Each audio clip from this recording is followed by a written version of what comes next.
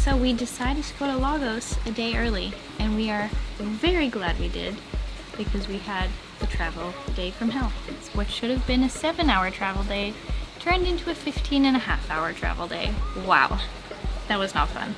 Our original plan was to catch a 5:30 a.m. train at the Porto train station and then transfer in Lisbon and get down to Lagos. That is not how it happened. The 5:30 train did not come.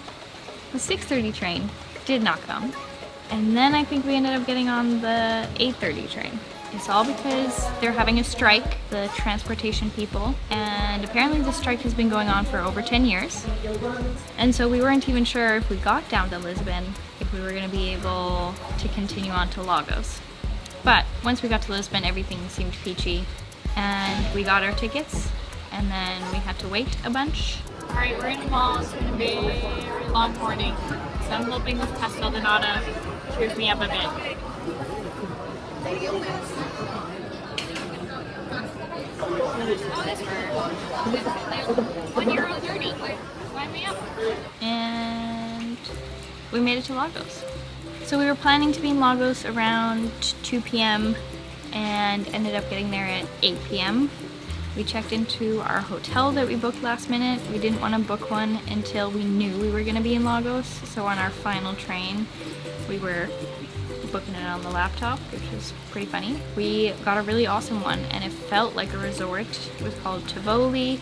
There were a bunch of pools, and the whole hotel was super nice, and it was pretty affordable. So we tried to hit the pool before it closed, but it was already quite late, so there was no sun. It was actually kind of cold and windy.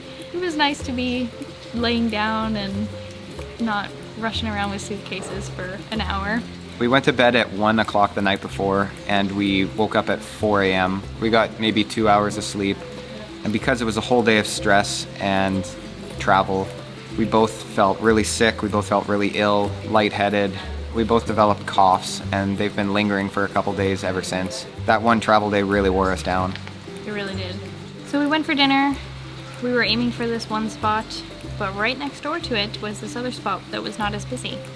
And so we checked it out. It was called Barbosa, and it was one of the best meals we had. It was truly incredible. It was really cute inside.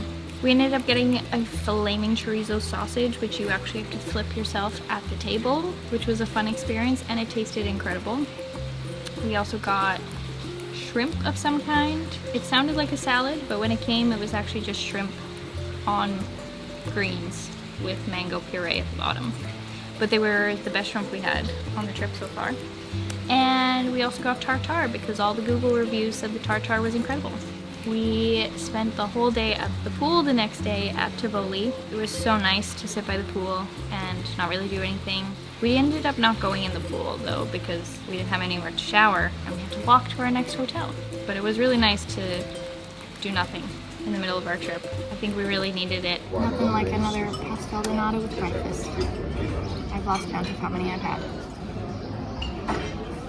Not the best one we've had. So then we walked to our next hotel. We grabbed a burrito on the way. It was a really good burrito. I really enjoyed it until I spilt on my shirt, but I really enjoyed the burrito. So we got to our next hotel, which was also really cute. It was super colorful and the room was massive. I could not believe how big the room was. I'm sure it's bigger than our apartment. And they also had a couple pools. So we went to sit by the pool at the new hotel for the rest of the day. Then we went back to town and we were shooting some photos. We were walking around and we got dinner at Barbosa again. We tried some other things. They were just as incredible. We got the share plate and it had cheese and meat and olives. And we don't even like olives. And we are now olive fans. We were fighting over the olives and normally we're both picking them off of our things. Oh, we had the crispy goat cheese with the honey. Oh, it was so good. We also discovered that night that we were very sunburnt. Very sunburnt. We did put sunscreen on, but you definitely should reapply, even if you don't go in the water, because we were crispy. So then the next day, we decided to check out one of the incredible cliff sides. There are a number of them in Lagos, and I wish we had had more time to check more out. But we went to the one that I guess was voted one of the top best views. I don't know, it's very famous. It's very beautiful. And it was pretty awesome. It was like a 10-minute walk from our hotel, which was really convenient. It was just super epic. It's really hard to take in with your eyes because it's so expansive. Taking photos and then looking at them and looking at the view, it's like, wow, it was really beautiful. It was a lot of stairs also. We did climb to the bottom and I was very tempted to go swimming, but the water was a little chilly and I wasn't sure how I was gonna get out because it was quite low. Someone went swimming there and they told us it was awesome. So after we checked out that viewpoint, we walked a kilometer, maybe 10 minutes back up the road, and there was access to another beach. It seemed like there was beaches the entire coastline, but this one was a little bit more established. There was a set of stairs down, there was a boardwalk and some places you could sit. It felt very tropical and very touristy. We found a good spot to sit and enjoyed our time there. It was also really cool because we kept seeing people go over to this cliffside where there was like kind of a hole in the middle. They would go and then they'd come back and I was like, what are they all going over to see? And so before we had to leave, I was like, let's just go check it out. And it was crazy. You climb over this rock area and then there's sort of a cave with sand at the bottom and a little archway, and you walk through the archway and then there's like another beach and you have access to the ocean. It was pretty wild. And I have a feeling there's probably a lot of that in Portugal, so we will be back. So I was a little hesitant to go that far south in Portugal. I had no idea what was really going on. From what I understand, that lower part of the country is one of the nicest places to visit.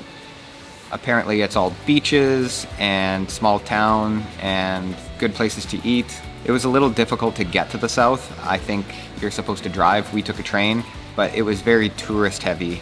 Our Uber driver on the way out also even said that he goes to Lagos to work there for the summer because it's just crawling with people, and then as soon as the summer season's kind of over, he goes back to Lisbon. The town of Lagos itself felt a little bit different than Porto and Lisbon. It felt a little bit more tourist friendly. It was really well lit at night. It was bright. The streets were really clean. Everybody was dressed like they were on vacation. There was a lot of stuff in English. Everybody knew English. I think if you do want to go visit Lagos, apparently renting a car in Europe is super cheap, so that's definitely an option. We did take a train and it was awesome. I think it's just because we took it from so far away that it took so long to get there. But if we had just gone from Lisbon, it would have only been 1 or 2 trains instead of the crazy day we had. So on our final day in Lagos, we enjoyed the beach and then we had to pick up our luggage and head back to the train station so that we could go and check out Lisbon, which is the capital of Portugal. So if you're interested in Lisbon, check us out there.